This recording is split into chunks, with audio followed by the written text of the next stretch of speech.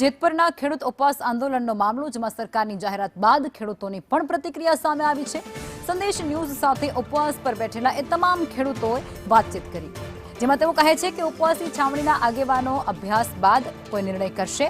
જેતપુર ગામે ચાલી રહ્યું છે આ આંદોલન, જેનો આજે 16મો દિવસ હતો। ઉપવાસ આંદોલનનો 16મો દિવસ હતો, જેમાં બહેનો સાથે ત્યાં એ લોકો જોડાઈ ચૂક્યા હતા, સરકારને સવાલો કર્યા હતા। મોરબી તાલુકાના જેતપુર ગામે આ અમરનાથ ઉપવાસ છેલ્લા 16 દિવસથી ચાલી રહ્યો છે। સરકાર દ્વારા આજે એક નિર્ણય જાહેર કરવામાં આવ્યો। આમ તો જે જાહેરાત કરવામાં આવી છે તેને લઈ આપણે ખેડૂતો સાથે જ વાત કરીશું। આજે જે સરકાર દ્વારા જાહેરાત કરવામાં આવી છે તેને કેવી રીતે જુઓ છો?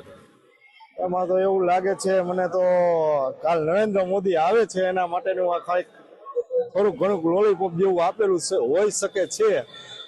અમારા તોય અમારા ઉપવાસ ઉપર ઉતરેલા છાવણીના વ્યક્તિ છે એ અત્યારે એનું સર્વે કરે છે।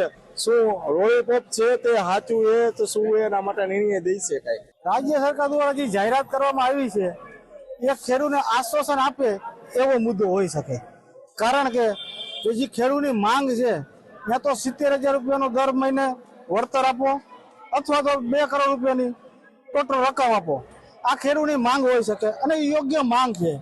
સરકારે એનું ખાલી 10% વળતર આપે એ ખરેખર યોગ્ય હોતું નથી। આ છાવણી રોકાય એવી શક્યતા છે નહીં।